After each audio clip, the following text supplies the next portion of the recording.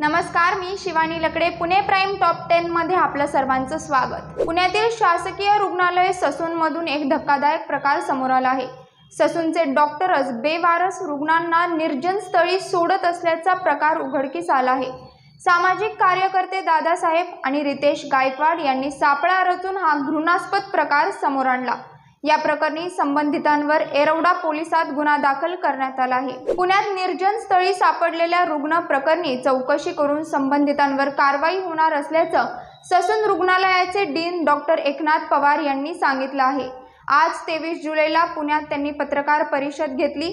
यावेळी या प्रकरणावर बोलताना या प्रकरणाची चौकशी करून संबंधितांवर कारवाई होणार असल्याचं त्यांनी म्हटलं. पुणे जिल्ह्यातील मावळमध्ये विवाह बाह्य संबंधातून महिला प्रियकराकडून गर्भवती राहिली होती. मात्र गर्भपात करताना तिचा डॉक्टरांच्या हलगर्जीपणामुळे मृत्यू झाला. आरोपी प्रियकराने आपल्या मित्राच्या मदतीने मृतदेहाची विल्हेवाट लावण्यासाठी मृतदेह इंद्रायणी नदीत फेकून दिला. यासोबतच आरोपींनी हे प्रकरण समोर येऊ नये म्हणून मृत्यू झालेल्या महिलेच्या दोन्ही मुलांनाही जिवंत पाण्यात फेकून दिलं.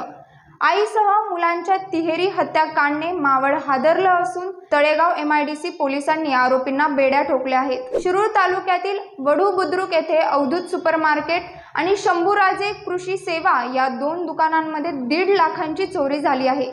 21 जुलैला पहाटे 4 वाजण्याच्या सुमारास ही चोरी झाली. चोरीची घटना CCTV कॅमेऱ्यात कैद झाली असून सध्या हे CCTV फुटेज सोशल मीडियावर व्हायरल होत आहे. पर्वती जलकेंद्राअंतर्गत 600 मिलीमीटर जलवाहिनीतून होत असलेली गळती थांबविण्यासाठी येत्या गुरुवारी 25 जुलैला देखभाल दुरुस्तीची कामे हाती घेतली जाणार आहेत.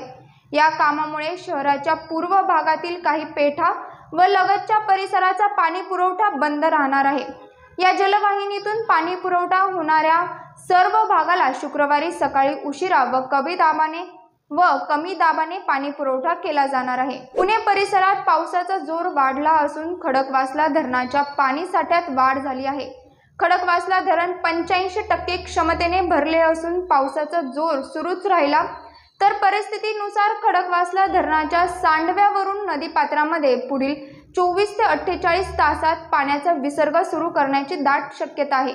त्यामुळे पुणे महानगरपालिका व पोलीस प्रशासन यांनी योग्य ती दक्षता घ्यावी. तसेच सर्व नागरिकांना सुद्धा सतर्क राहण्याचे खडकवासला पाटबंधारे विभागाने आवाहन केले आहे. पक्षविरोधी कृत्य, संस्थापक अध्यक्ष राजू शेट्टी यांच्यावरील टीका आणि पक्ष ताब्यात घेण्याचा प्रयत्न सुरू असल्याचा आरोप करून स्वाभिमानी पक्ष आणि स्वाभिमानी शेतकरी संघटनेतून रविकांत तुपकर यांची हकालपट्टी करण्यात आली आहे.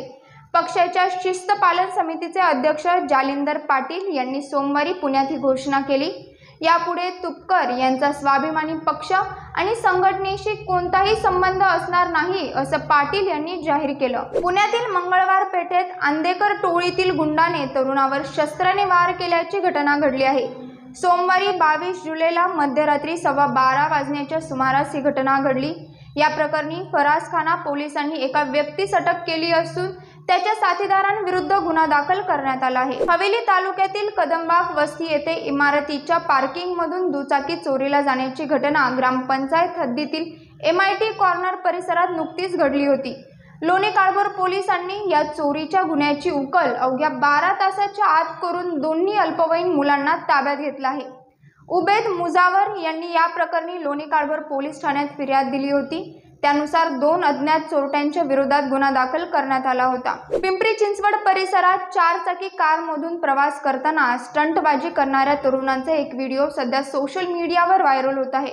देहू रोड परिसरात असणाऱ्या उड्डाण पुलावर काही तरुण दारूच्या नशेत गाडीच्या बाहेर अंग काढून नाचत असताना या व्हिडिओमध्ये दिसत आहे.